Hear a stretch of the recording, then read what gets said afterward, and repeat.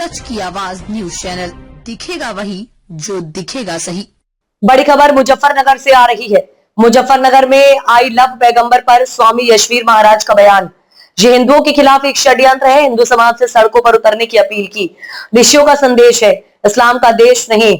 यशवीर महाराज गरबा कार्यक्रम में लव जिहाद रोकने का दिया संदेश। कावड़ यात्रा में पहचान अभियान से सुर्खियों में थे यशवीर।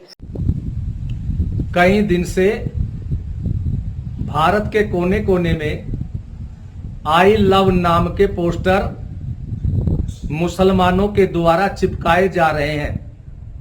मैं इन लोगों से पूछना चाहता हूं, इस तरह के पोस्टर लगाने का इनका उद्देश्य क्या है?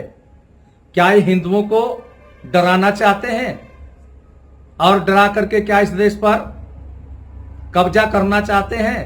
ये उनकी भूल है। ये ऋषियों का देश है, ये हिंदुओं का देश है। और यदि ये इस्लाम का देश नहीं और ये पोस्टर लगाने हैं तो वहां लगाइए जहां इस्लाम के देश है। पुलिस प्रशासन से मैं कहना चाहता हूं, गंभीरता से इसको अपने संज्ञान में ले और जहां भी इस तरह के पोस्टर लगाने वाले हो, कानून के अंतर्गत उनके ऊपर कार्रवाई हो।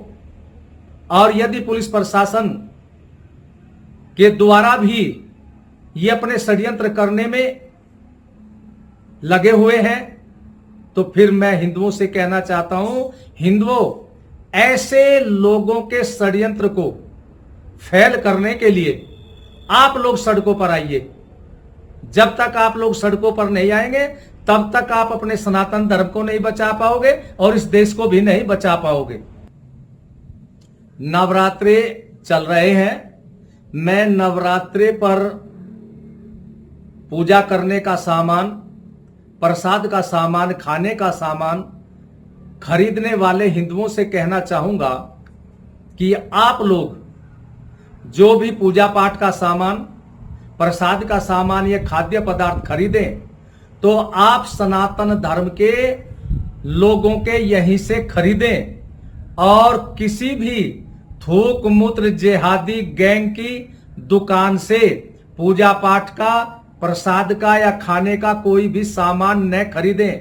यदि आपने थूक मूत्र जिहादी की दुकान से ये सब खरीदा तो आपकी पूजा भी नहीं लगेगी। आप जब व्रत खोलेंगे तो भी आपका व्रत अपवित्र होगा। क्यों?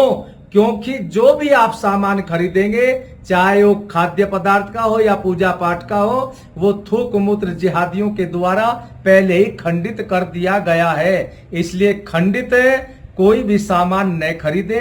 और इसके साथ साथ गरबा का भी कार्यक्रम चल रहा है और उसमें कुछ बहुत बड़ी संख्या में मुस्लिम समाज के जो लव जिहादी विचारधारा के हैं वे नाचने के नाम पर वहां पहुंचते हैं। तो मेरा उनसे कहना है कि कोई भी इस तरह की जिहादी विचारधारा के वहां पर न पहुंचे।